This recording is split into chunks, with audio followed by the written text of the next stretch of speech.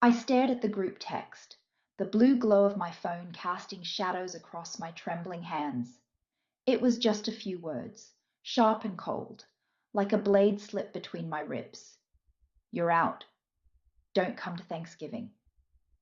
My family, Mom, Dad, my sister Jess, and her husband Mark, had typed their verdict in unison, a digital guillotine. I'd been their anchor for years, the one who paid their bills, patched their crumbling lives with my own savings. Now, because I wouldn't co-sign an $80,000 loan for Jess's risky business venture, I was exiled. My chest tightened, the air in my apartment suddenly too thin. How did it come to this?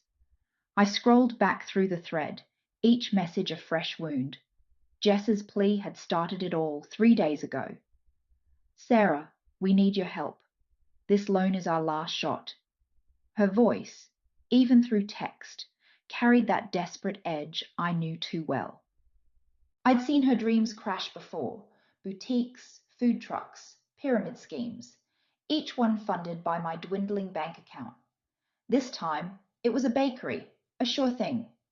Mark chimed in. Your family. We're counting on you. Mom added a heart emoji, as if love could guilt me into signing my name on a dotted line. Dad, silent as always, just forwarded a loan document. I'd hesitated, my gut screaming no. I'd already given them $30,000 over the years: rent, car payments, medical bills. My own dreams, a little house, maybe a trip somewhere sunny, were on hold. I was 34, single and tired. I typed back, careful but firm. I can't co-sign. I'm sorry, but I've given so much already. The response was immediate, a flurry of accusations. Jess, you're selfish. Mark, you're choosing money over family. Mum, I thought we raised you better. Dad, finally breaking his silence. Don't expect an invite to the holidays. I stared at that last one, my breath catching. They'd always been demanding, but this was a disowning. My phone buzzed again, a final message from Jess. You're dead to us. I dropped the phone, my hands cold, my heart pounding like it was trying to escape my chest. I paced my small living room, the city humming outside my window. Chicago's skyline glittered, indifferent to my unraveling. I thought of the Thanksgivings I'd hosted, the table groaning under my cooking, their laughter filling my home. I'd paid for those turkeys, those pies, even the gas they used to drive to me. I'd been their safety net, their ATM, their glue. Now I was nothing. The betrayal stung, but beneath it, something else simmered. Anger. Why was it always me? Why was I the one who had to sacrifice? I'd worked overtime, skipped vacations, poured my life into their needs. And for what? To be cut off over a loan I couldn't afford to guarantee? I sank onto the couch, memories flooding in. Jess, younger by 4 years, always the dreamer, always the one who needed saving. When she was 19, I bailed her out of a bad lease. At 25, I covered her credit card debt. Last year, I paid for Mark's dental surgery. Mom and Dad, retired and struggling, leaned on me too. $500 here, $1,000 there. I never said no, not until now. I thought family meant loyalty, but theirs came with a price tag. My refusal wasn't just about the money, it was about survival. I had $2,000 in savings left, a car loan and rent due in a week. Co-signing could have ruined me. The phone stayed silent now, no apologies, no takebacks. I opened my laptop, my fingers hovering over the keyboard. I wanted to write back, to scream through text, to make them see how unfair this was. But what could I say? They'd made their choice. I closed the laptop and stood, my reflection caught in the dark window. I looked tired, hollowed out. Was this really the end? Could they erase me so easily? A notification pinged, not from the group chat, but from Jess alone. My heart lurched. Maybe she'd reconsidered. Maybe she'd seen my side. I opened the message, my hope fragile as glass. It was a photo, the loan document, shredded into strips. Her text read, "You did this." My stomach dropped.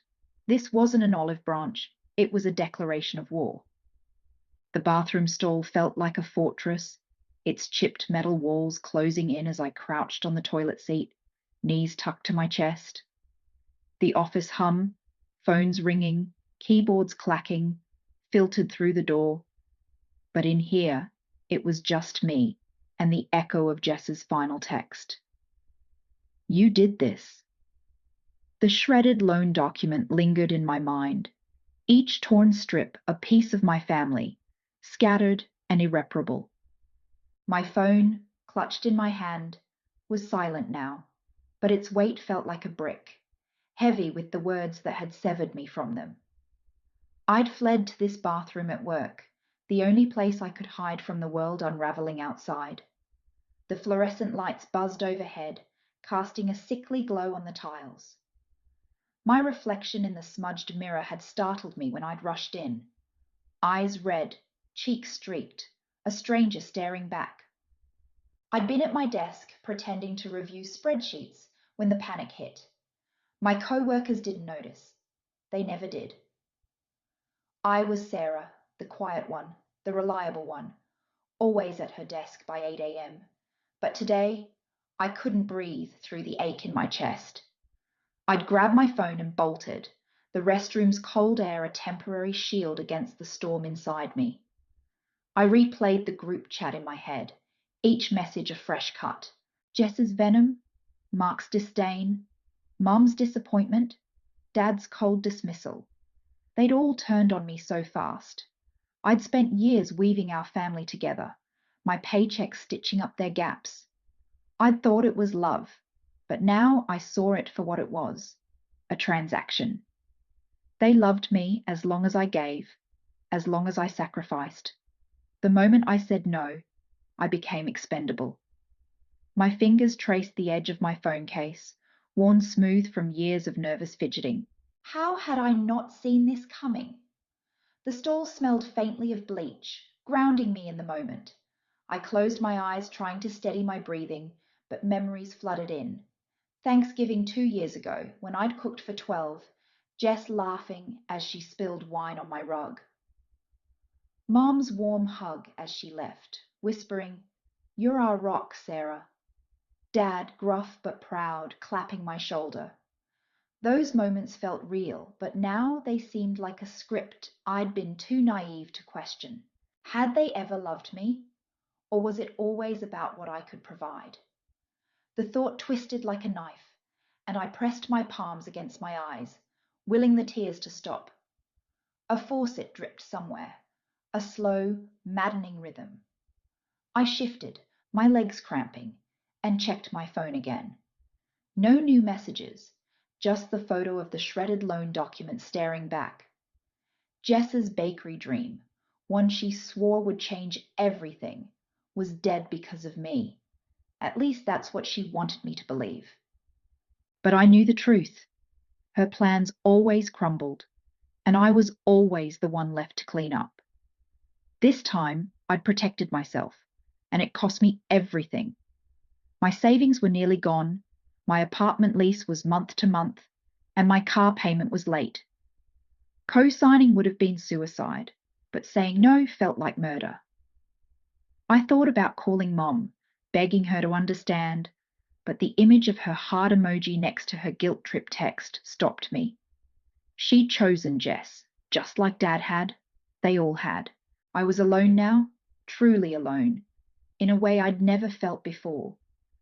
The realization was a cold wave, washing away the last of my hope. I wanted to scream, to shatter the mirror, to make someone feel the weight of this betrayal. But who would listen? My co-workers outside, chatting about their weekends, didn't know my world was collapsing. To them, I was just Sarah, the one who always had her shit together. The bathroom door creaked open, and I froze. Heels clicked on the tile, stopping at the sink. A woman's voice, my co-worker Emily, hummed softly. I held my breath, praying she wouldn't notice my stall, my shoes barely off the floor. I couldn't face anyone, not now. My phone buzzed, a soft vibration against my palm. My heart jumped. Was it Jess? Mom? An apology, maybe? I glanced at the screen and my stomach sank. It was an email from my bank. Overdraft notice. I stared at the words, the stall walls tightening around me. How much more could I lose? The bathroom stall was no longer a fortress. It was a cage, and I was pacing its edges in my mind. Emily's humming had faded, the door creaking shut behind her, leaving me alone again with the drip of the faucet and the overdraft email burning a hole in my phone screen. My fingers hovered over the bank app, trembling. I'd given everything to my family. Every paycheck, every late night, every dream I'd shelved. And now my account was bleeding dry, a stark reminder of how little I had left to give myself. The thought sparked something sharp and reckless in me, a flicker of defiance I hadn't felt in years. I opened the app, the numbers glaring back. $237.42 in checking, $0 in savings. But there was another account, one I hadn't touched in months, the family fund. It was my creation, built from years of my overtime hours, meant for emergencies, for them. The balance was $12,146.78, a safety net I'd woven for Jess's failed ventures, Mum's medical bills, Dad's gambling debts. They'd never thanked me, never even asked how I managed it. I'd been invisible, a bank they could always draw from. My thumb hovered over the transfer button, heart pounding. What if I took it back? All of it? The idea felt like blasphemy, like burning a bridge I'd spent my life building. But the bridge was already crumbling, wasn't it? Jess's text, "You did this," echoed in my head, her accusation a match to my gasoline-soaked resolve. They'd cut me off emotionally. Why shouldn't I cut them off financially? I tapped into the fund, my breath shallow. The interface was familiar, yet it felt like I was breaking into a vault. I selected the entire balance, my private account number already memorized from the rare times I dared to deposit something for myself. One click, and it would be done. I hesitated, my reflection in the phone screen a ghost of the Sarah they knew. What would they do when they found out? Jess would scream, Mom would cry, Dad would call me selfish. They'd paint me as the villain, the one who abandoned them. But hadn't they abandoned me first? The memory of Mom's heart emoji, paired with her guilt trip, stung fresh. I'd been their rock, but rocks don't bleed, and I was hemorrhaging. I pressed transfer, the confirmation screen popping up like a warning. My finger lingered, the stall's bleach smell sharp in my nose. This was it. No going back. The transfer processed in seconds, a notification chiming softly. Completed. I stared at the new balance in my private account, $12,584.20. The family fund now read 0 My chest tightened, a mix of triumph and terror. I'd done it. I'd taken back what was mine. But the victory was hollow, shadowed by the fallout I knew was coming. They'd notice soon. Jess, always checking the account for her next emergency, would see the empty balance and detonate. My phone would light up with their rage, their betrayal, their demands. I turned it to silent, slipping it into my pocket. I stood, legs unsteady, and unlocked the stall door. The mirror showed the same stranger, but her eyes were different now. Harder, resolute. I splashed cold water on my face, the shock grounding me. I had to get back to my desk, act normal, as if I hadn't just rewritten my life in one reckless move. The office noise hit me as I stepped out, a wave of normalcy that felt alien.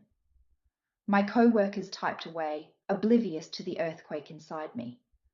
I sat at my desk, the spreadsheet blurring before my eyes. What now? The money was mine, but it wouldn't last forever. My apartment, my car, my bills, they'd eat through it fast. And then what? I couldn't stay here, in this city, this job, this life, waiting for their retaliation. I needed a plan, a way to rebuild from the ashes of this defiance. But for the first time, the thought didn't paralyze me. It felt like freedom, fragile and unfamiliar. I opened a new tab on my computer, typing jobs far away into the search bar, my heart racing with possibility. Then my desk phone rang, the shrill sound slicing through my thoughts. The caller ID showed Jess's number. My breath caught, the world narrowing to that blinking light. She knew. Already. I stared at the phone, each ring a hammer against my resolve. Answer it, or let it go to voicemail. The choice felt like the edge of a cliff, and I was one step from falling. The phone's ringing clawed at my nerves, each shrill pulse a summons I wasn't ready to answer. Jess's name flashed on the caller ID, a neon accusation. She'd seen the empty family fund already. Her hawk-like vigilance over that account was unmatched. My hand hovered over the receiver, the office hum fading to a dull roar in my ears. Answer, and face her fury now. Ignore it and delay the inevitable.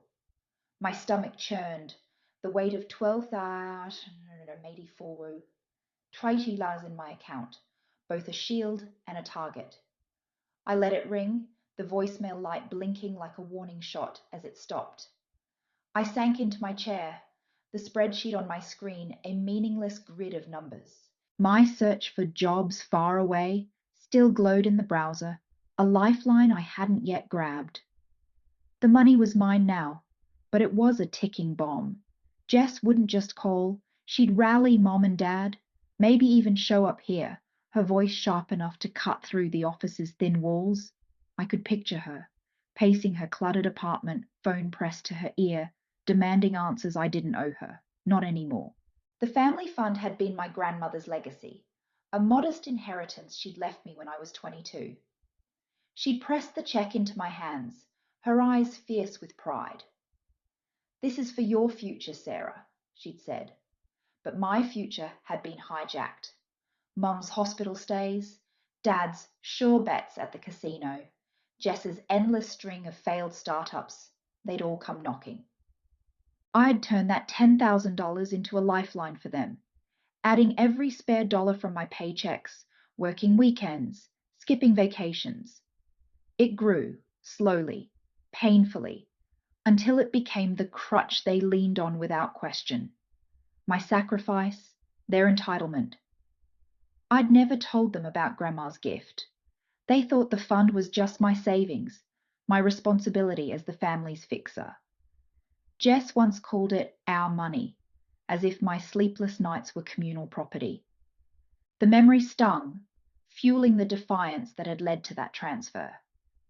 But now, staring at my desk, the reality of what I'd done settled like frost.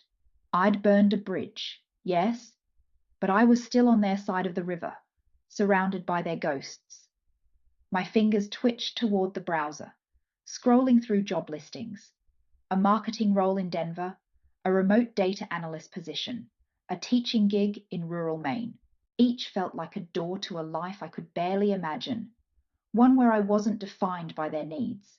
But the practical voice in my head, the one that had kept me tethered all these years, whispered warnings.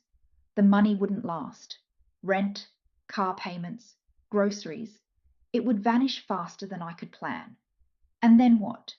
Crawl back to them, tail between my legs. Never. I opened my email, drafting a resignation letter I wasn't ready to send. Dear Mr. Callahan, I typed, then stopped. Quitting now was reckless, but staying felt like surrender. The office clock ticked toward noon, my lunch break looming. I could slip out, clear my head, maybe call a friend, if I still had any. My social life had withered under the weight of family demands, my nights spent balancing their chaos instead of building my own connections. The isolation hit me now, a fresh wound. My phone buzzed in my pocket, a text notification. I pulled it out, heart lurching. Not Jess. Mom. Sarah, we need to talk. Jess is upset. Call me. Her words were soft, but I knew the script. She'd plead, guilt me, remind me of family loyalty, the same routine that had kept me chained for years. I typed a reply, busy at work, talk later, then deleted it. No response was better. Let them stew. Let them feel the silence I'd endured. I stood grabbing my coat. Lunch could wait. I needed air, distance, anything to dull the panic rising in my chest. The elevator ride down was suffocating, each floor a reminder of the life I was unraveling.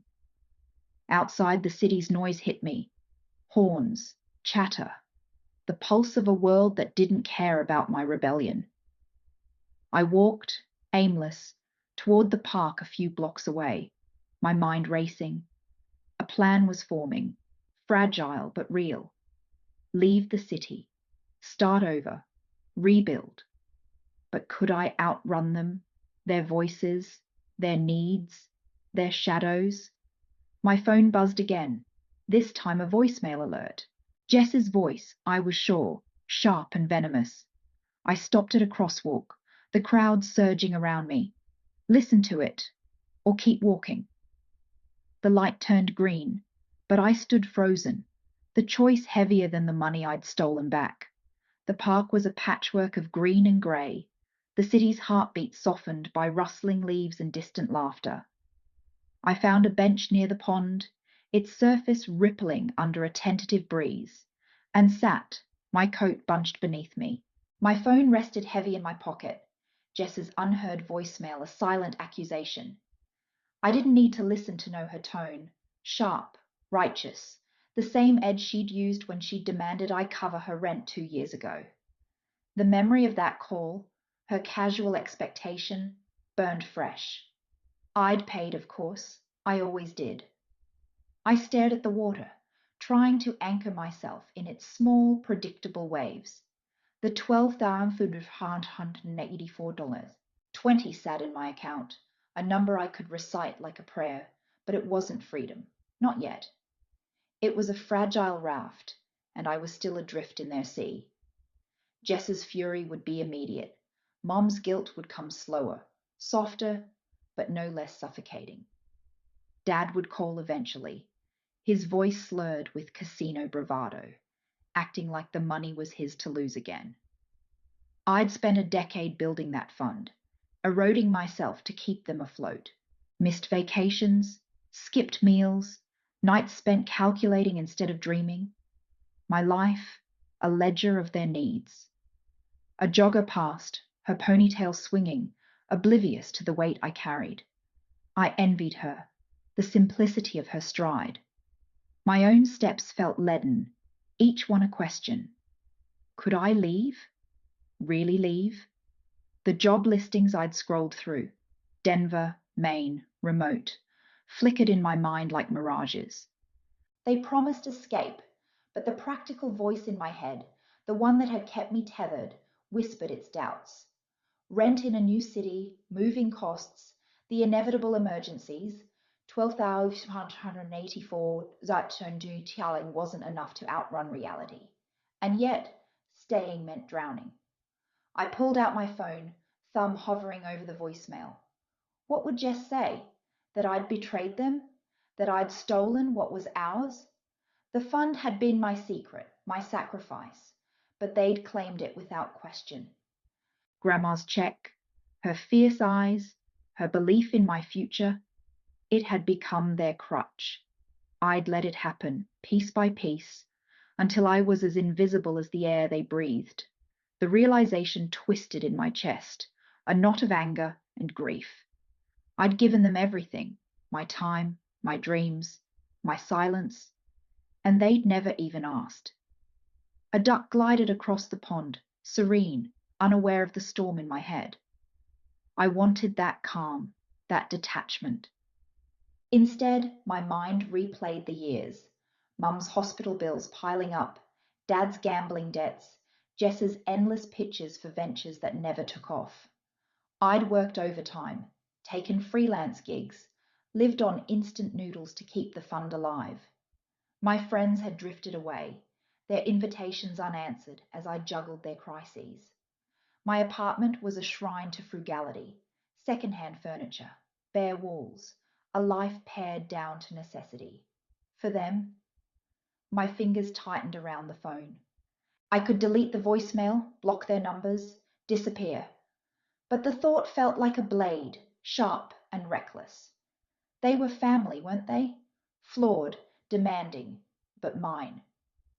The guilt crept in, Mom's voice echoing in my memory. We're all we've got, Sarah. I hated how it tethered me, how it made me question the rebellion I'd barely begun. I'd transferred the money to reclaim myself, but their shadows clung tight. A kid nearby tossed breadcrumbs to the ducks, his laughter piercing the quiet. I wondered when I'd last laughed like that, unguarded, free. The job in Maine surfaced again in my thoughts. Teaching, small town, far from here. Could I do it? Pack a bag, leave the city, start over? The idea felt like a lifeline, but lifelines could snap. I'd need a plan, not just a dream. Savings, a budget, a new job. Things I'd never prioritized for myself. The thought was exhilarating and terrifying, like standing at the edge of a cliff. My phone buzzed again. A new text. I glanced at the screen, heart sinking. Dad this time. Sarah, what's going on? Jess says you emptied the account. Call me.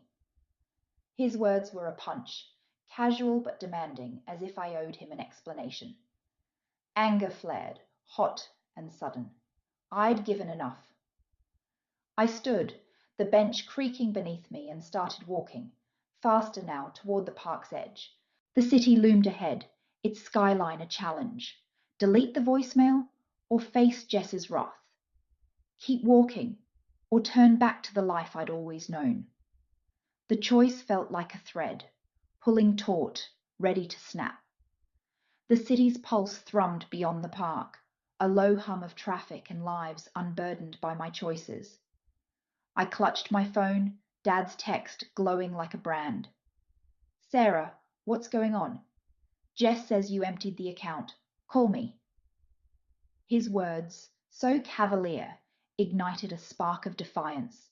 I didn't owe him answers, not after years of his reckless bets and hollow promises.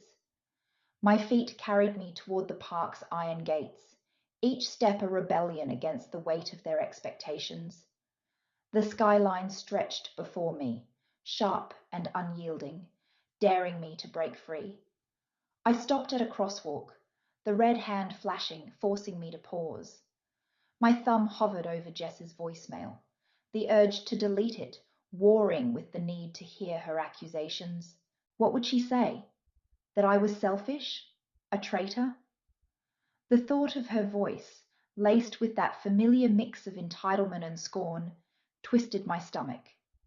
Jess had always known how to wield guilt like a blade, ever since we were kids.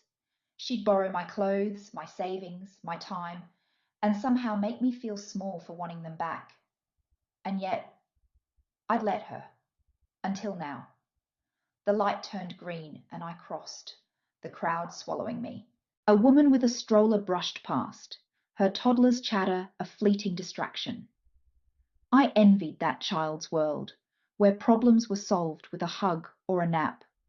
My world was messier, a tangle of loyalty and resentment. The 12th hour I found $184.20 in my account. My lifeline was no longer theirs to claim. Transferring it had felt like reclaiming a piece of myself, but their reaction was a storm I hadn't fully braced for. Jess's fury, Dad's demands, Mom's inevitable tears, they'd come for me, one by one. I ducked into a coffee shop, its warmth a brief shield against the autumn chill. The barista called out names, steam hissing from the espresso machine, and I ordered a black coffee, too wired for anything else. I found a corner table, the wooden surface scarred with initials and doodles, and set my phone down like it might bite. The voicemail waited, a Pandora's box of their anger. I sipped the coffee, its bitterness grounding me, and tried to map out my next move. The job in Maine, teaching fifth graders in a coastal town, felt like a dream I didn't deserve. Applications were due soon, but doubt gnawed at me. Could I really start over? Leave them behind? My mind drifted to Grandma, her voice steady, as she'd pressed that first check into my hand. This is for you, Sarah, not them. She'd seen their patterns, Dad's gambling, Mom's enabling, Jess's schemes, and warned me to guard my future. I'd failed her, letting that money become their safety net. The fund had grown penny by painful penny, but so had their dependents. I'd been their bank, their fixer, their silent partner in chaos. The realization hit like a wave. I hadn't just saved them, I'd erased myself. A notification pinged, shattering my thoughts. A group text from Mom. Sarah, we need to talk. Jess says you took the money. How could you do this to us? The words stung, her disappointment sharper than Jess's rage or Dad's demands. Mom had always been the soft one, her love a tether I couldn't cut.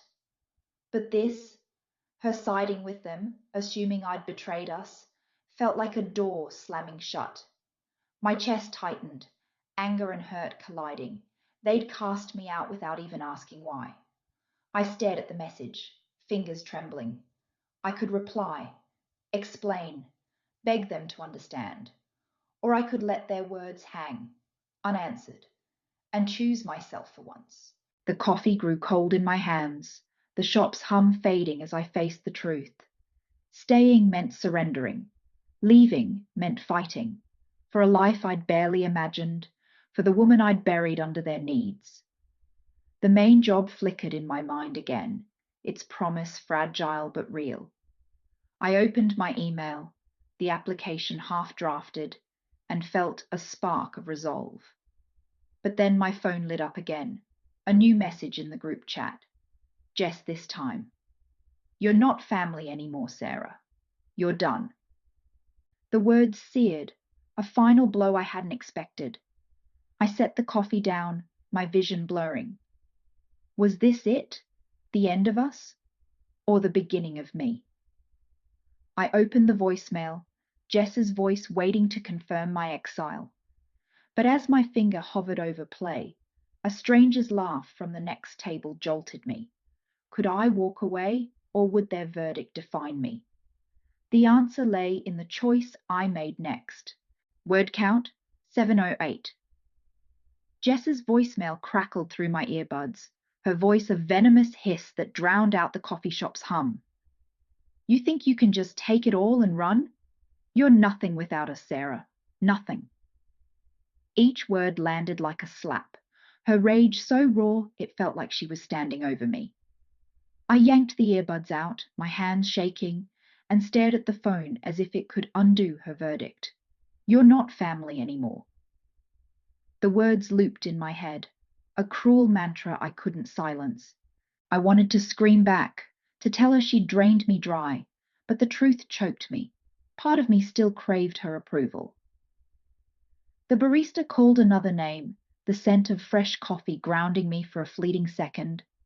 I glanced at the email draft on my laptop, the main job application staring back, half finished. It was a lifeline, a chance to teach kids who didn't know my failures, in a town where the ocean might wash away my guilt. But Jess's voice clung to me, her accusation that I was nothing without them burrowing deep. Was she right? Had I defined myself through their chaos, their needs, their endless crises? The thought made my chest ache, a hollow pang of truth I wasn't ready to face.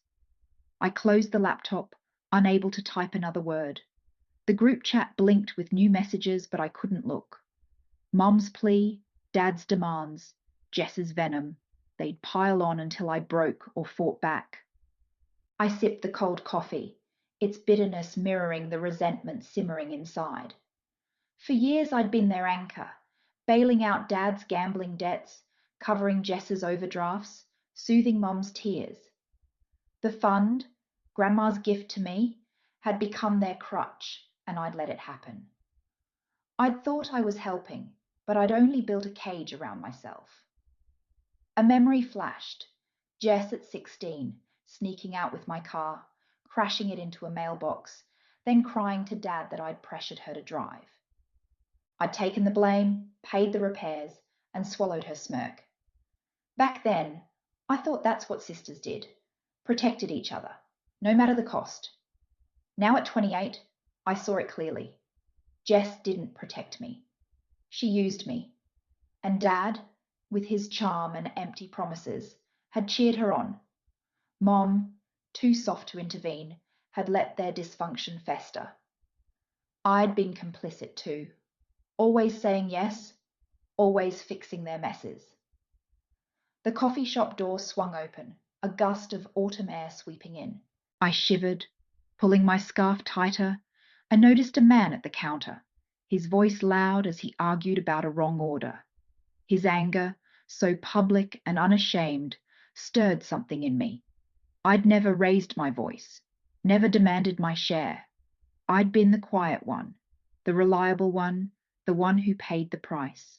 But now, with the fun gone and their fury unleashed, I had nothing left to lose. Or did I? My phone buzzed again, a new email this time. The subject line read, Main teaching position, application deadline. My heart lurched. The deadline was tomorrow. I could finish the application, hit send, and take a step toward a life that was mine.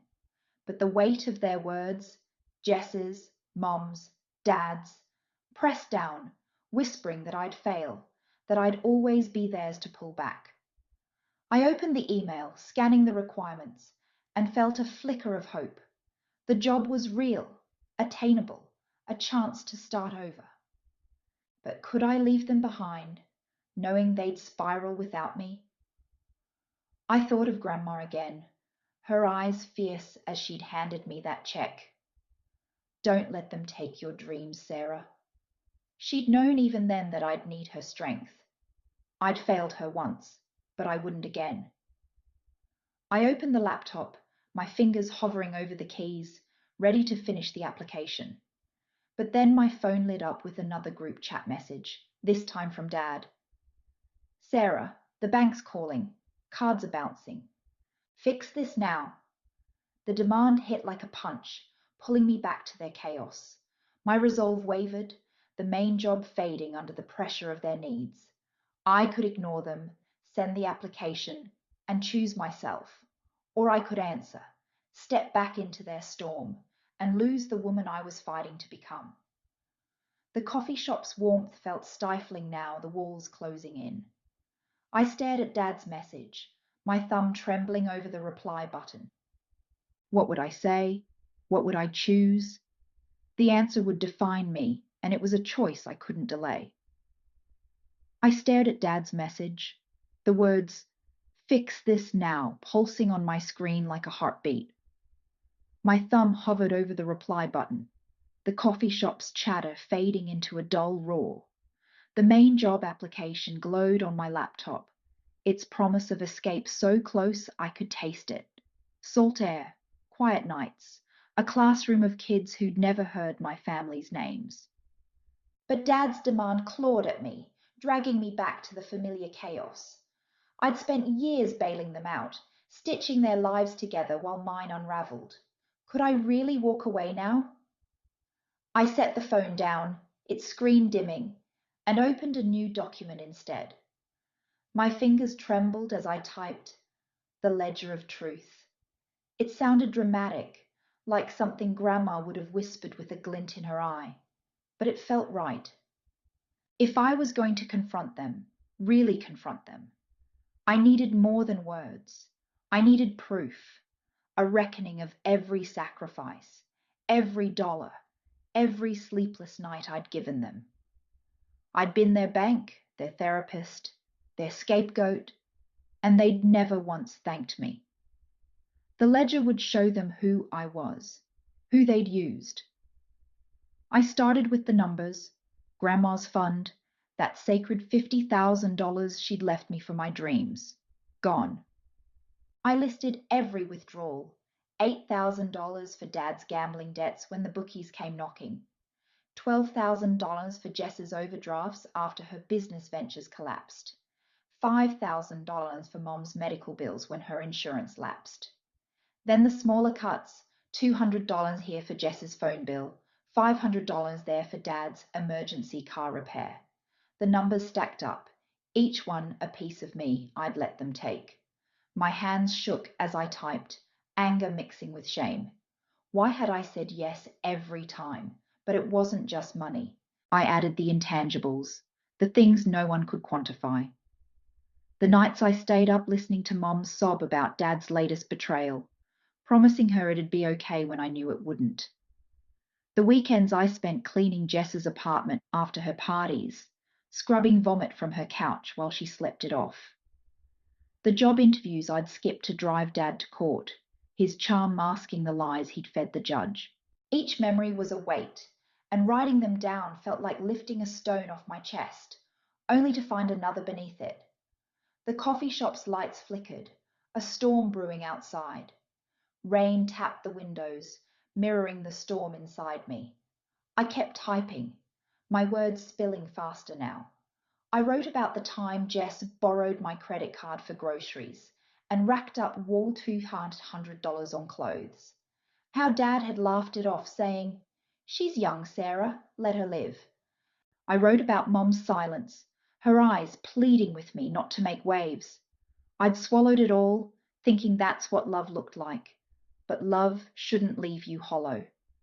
I paused, my cursor blinking. The ledger was more than a list. It was a mirror. It showed me how I'd enabled them, how my need to be needed had trapped me. I'd thought I was the strong one, but I'd been weak, too afraid to say no. The realization stung, sharp and cold, like the rain now lashing the windows. I wasn't just fighting them, I was fighting myself, the part that still wanted their approval, their love, even after everything. My phone buzzed again. Mom this time. "Sarah, please call. We're family." The word family twisted in my gut. Family was supposed to lift you up, not bleed you dry. I ignored the message and kept writing, detailing every moment I'd chosen them over me. The scholarship I'd turned down because Jess needed rehab. The apartment I'd never moved into because Dad's rent was due. The dreams I'd buried because their crises were louder. The ledger grew, pages of truth I couldn't unsee. I glanced at the main application, still open in another tab. The deadline loomed, hours away now. If I sent it, I'd be choosing myself, maybe for the first time. But the ledger wasn't done.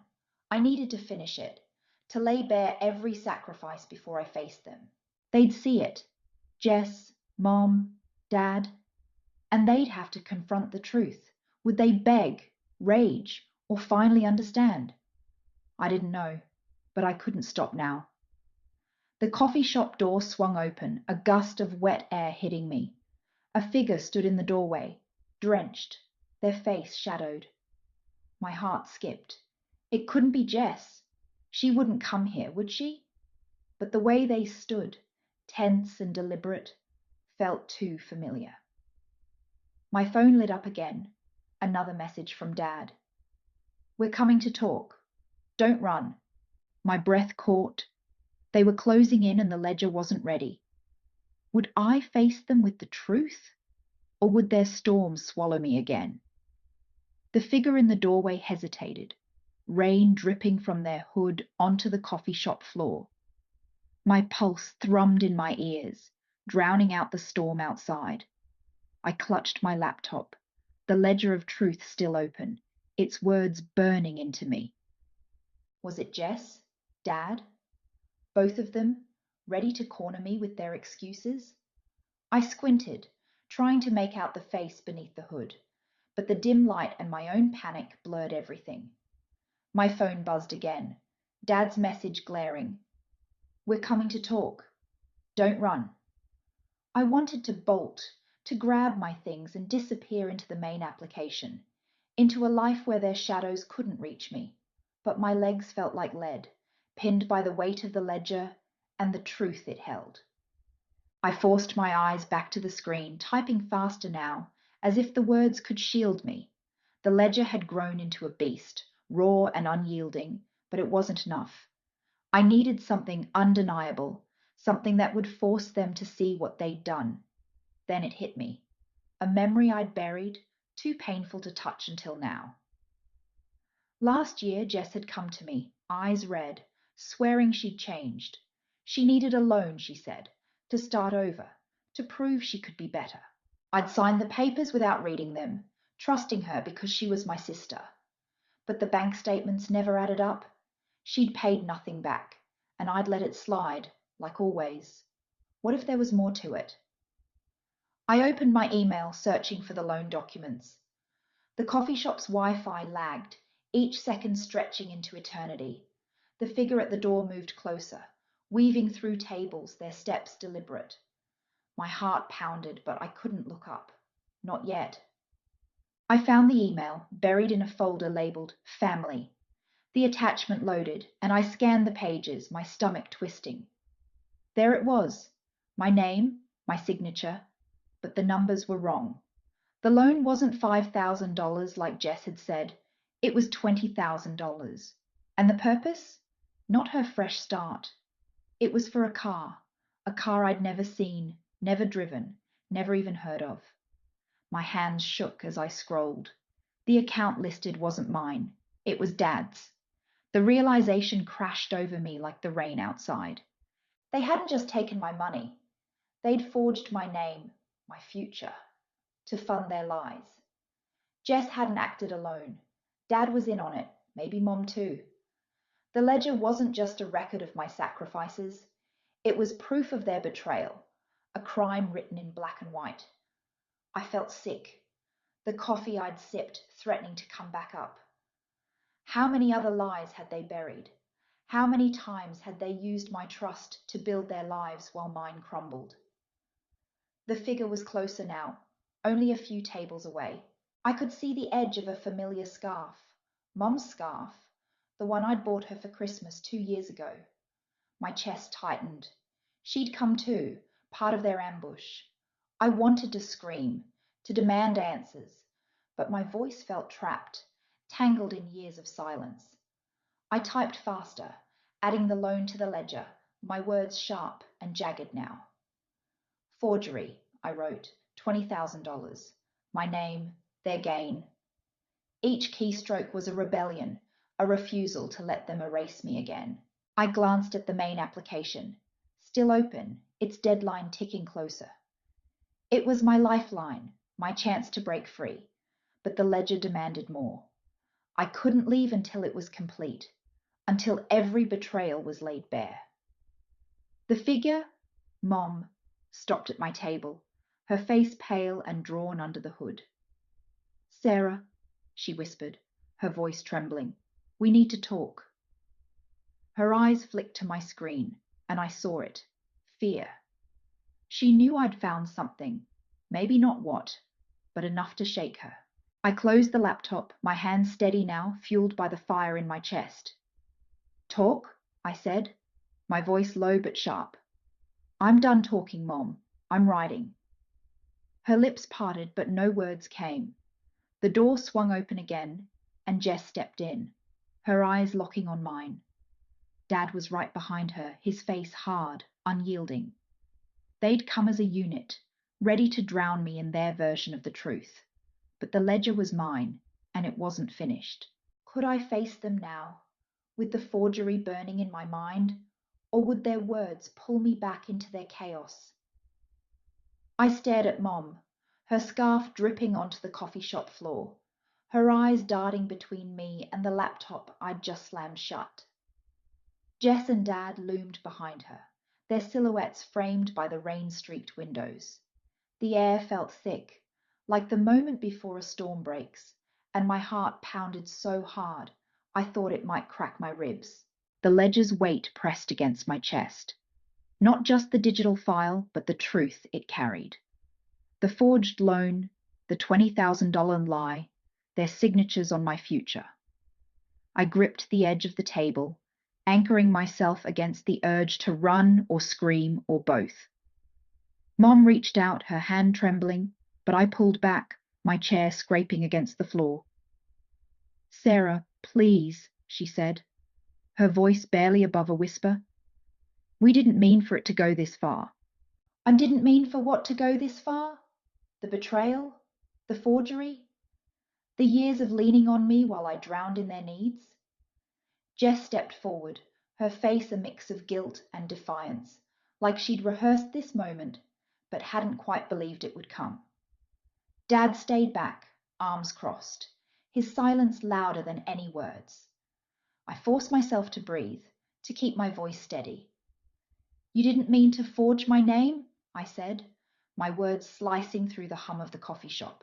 Mom flinched, and Jess's eyes widened, but Dad's face didn't change. He'd always been the wall I couldn't break, the one who made me feel small for asking questions. But I wasn't small anymore. The ledger had given me something they couldn't take back. Proof. I opened my laptop again, the screen glowing with the loan documents, the evidence of their crime. $20,000, I said, turning the screen toward them. "My name, your car. Explain that." Jess's mouth opened, but no sound came out. Mom's hand flew to her chest like I'd struck her. "Sarah, it wasn't like that," she stammered. "We were desperate. The business was failing, and Jess, she needed help." Needed help. Jess, who'd partied through her 20s while I worked 2 jobs to keep us afloat. Jess, who'd promised to change but left me with nothing but lies. I laughed, sharp and bitter, and it echoed in the quiet shop. The barista glanced over, sensing the tension, but I didn't care who heard. "Desperate?" I said, my voice rising despite myself. "You forged my name, Mom. You and Dad and Jess. You stole from me. Not just money, but my trust, my future." I pointed at the main application tab, still open, its deadline a ticking clock. "I was going to leave, you know. Start over. But you couldn't even let me have that." Dad finally moved, stepping forward, his jaw tight. "You're not the only one who sacrificed, Sarah," he said, his voice low, controlled. "We've all done things we're not proud of to keep this family together." Together? The word felt like a slap. This wasn't a family, it was a trap. A cycle of guilt and debt I'd been chained to since I was old enough to sign my name. I stood, my chair clattering behind me, and faced them all. "You don't get to decide what I've sacrificed," I said. "Not anymore." I grabbed my phone, my fingers trembling as I opened Zoom. I'd planned to finish the ledger alone, to confront them later, but they'd forced my hand. If they wanted to talk, we'd do it my way, on a call with everyone, no more secrets. I sent the invite before I could second-guess myself, my heart racing as the app loaded. "We're doing this now," I said, my voice steady despite the storm inside me. "The whole family. No more lies." Mum's face paled, and Jess looked like she might bolt, but Dad just nodded, like he thought he could still control this. The Zoom window opened, and one by one their faces appeared.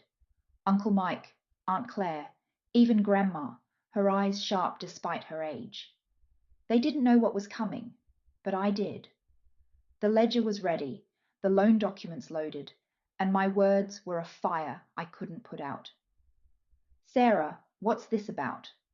Uncle Mike asked, his voice tinny through the speakers. I took a deep breath, my finger hovering over the screen share button. Once I showed them the truth, there was no going back. They'd see the forgery, the lies, the way my family had used me. Would they believe me? Or would they close ranks, protect their own, and leave me alone again? The Zoom call hummed with silence, waiting for my move. My finger trembled over the screen share button, the Zoom window a mosaic of faces staring back. Uncle Mike's furrowed brow, Aunt Claire's nervous smile, Grandma's piercing gaze. The coffee shop's hum faded, replaced by the pounding in my chest. Mom, Dad, and Jess stood frozen behind me, their silhouettes like shadows of a life I'd outgrown. The ledger glowed on my laptop, its numbers a map of their betrayal. $20,000, my name, their car loan. This was it, the moment I'd either break free or shatter trying. I clicked share, and the loan documents filled the screen, stark and undeniable. Gasps crackled through the speakers. What is this, Sarah? Aunt Claire's voice wavered, her eyes darting to Mom's pale face in the Zoom grid. I swallowed, my throat dry, and forced my voice to hold steady. This is what they did, I said, pointing at Mom, Dad, and Jess. They forged my name on a loan, $20,000. They used me to save their car, their business, their lives, while I worked myself to death. Mom's hand flew to her mouth, but she didn't speak. Jess shifted, her eyes flicking to the door, like she could escape the truth. Dad's jaw tightened, his silence a wall I'd slammed against my whole life. Grandma leaned closer to her camera, her voice sharp despite the static. Sarah, are you saying your parents, your sister, did this behind your back? I nodded, my chest tight. I found the ledger last month. They've been lying for years, leaning on me, guilting me into staying. I was supposed to go to Maine, start over, but they stole that too. Uncle Mike's face darkened, his voice low. John, Linda, is this true? Dad's eyes met mine, hard and unyielding, but for the first time I didn't flinch. We did what we had to, he said finally, his words clipped. The business was collapsing. Jess was in trouble. Sarah was always the strong one. We knew she could handle it. Handle it? The words ignited something inside me, a fire I'd buried under years of duty and guilt. I laughed, the sound raw and jagged cutting through the Zoom call silence. Handle it? I said, my voice rising. I was 22, Dad. I worked 2 jobs, paid your bills, kept your secrets, and you repaid me by stealing my name. Jess stepped forward, her hands raised like she could stop the storm. Sarah, I didn't know they'd use your name, she said, her voice shaking. I thought it was just a loan. A lie, or half-truth at best. Her signature was on the documents too. I turned away, my eyes burning, and faced the Zoom screen. You all need to see this, I said, clicking through the ledger's pages. Every payment I'd made, every debt I'd shouldered, every promise they'd broken. Aunt Claire's eyes welled up. Oh, honey, she whispered, but Grandma's voice cut through, cold and precise. Linda, you've got some explaining to do. Mom's shoulders shook, and she sank into a chair, her scarf slipping to the floor. We didn't mean to hurt her, she sobbed. We were desperate. Desperate. That word again, their excuse for every wound they'd carved into me. I wanted to scream, to tell them desperation didn't justify betrayal, but I held back, my focus on the Zoom call. This wasn't just about them anymore. It was about me, reclaiming my voice. Uncle Mike cleared his throat. Sarah, what do you need from us? The question caught me off guard, a lifeline I hadn't expected. I glanced at the main application tab, its deadline looming, then back at the ledger. I need to be free, I said, my voice quieter now but firm. I'm filing fraud reports tomorrow. I'm moving on. But I need you to know the truth, so they can't twist it later. Grandma nodded, her eyes softening for the first time. You've got my support, child. Always have. The Zoom call buzzed with murmurs, but Mom's sob broke through, sharp and pleading. Sarah, don't do this. We're family. Family. The word felt hollow, a chain they'd used to bind me.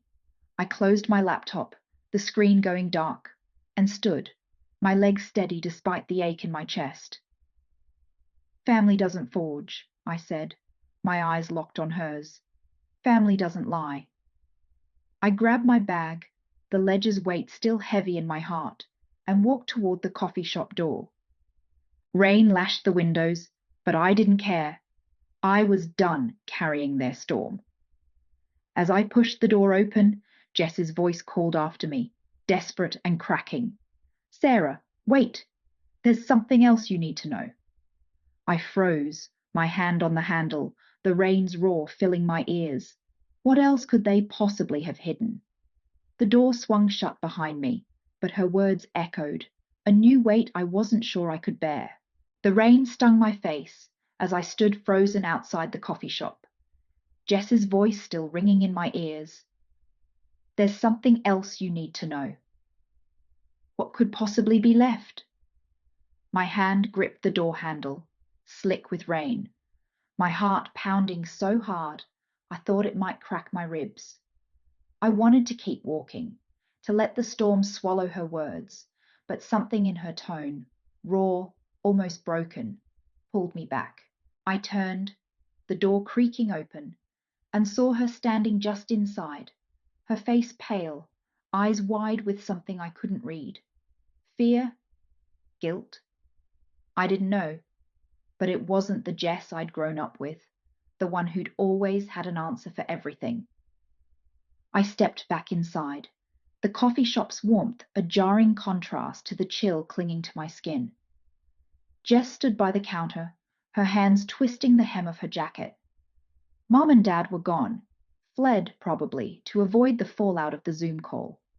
The other customers glanced at us, sensing the tension, then looked away. I crossed my arms, my voice low but sharp.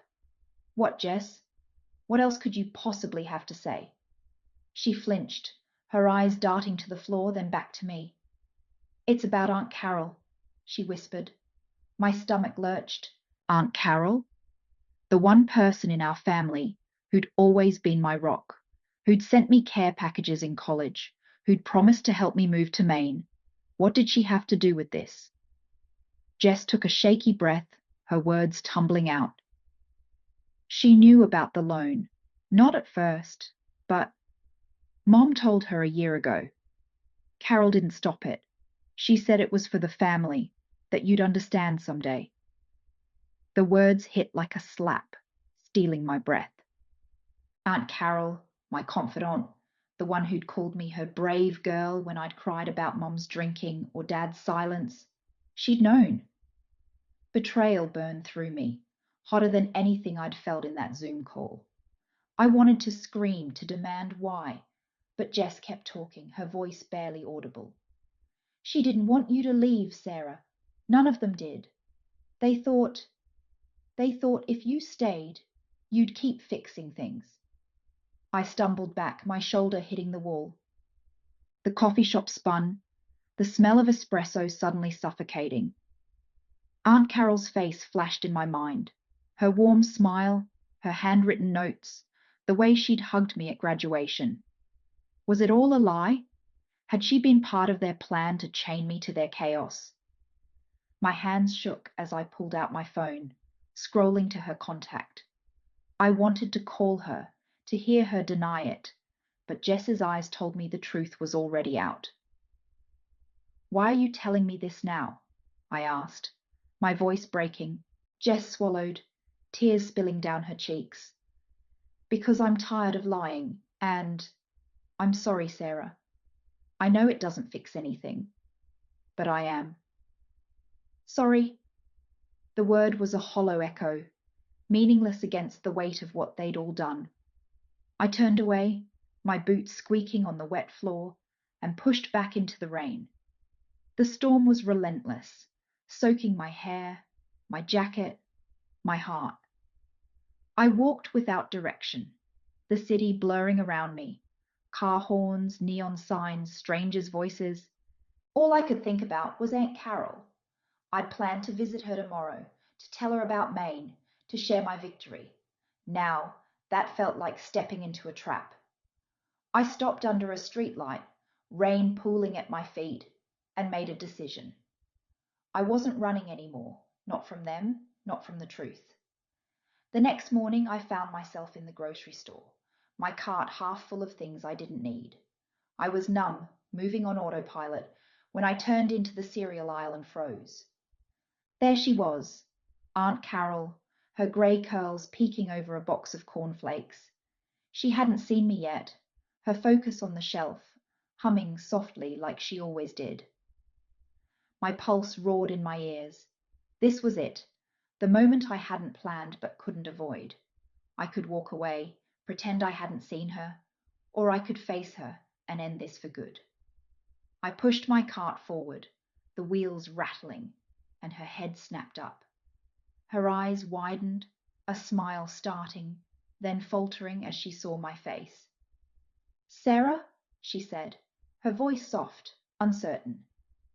I stopped a few feet away, my hands tight on the cart. "You knew," I said, my voice steady despite the storm inside me.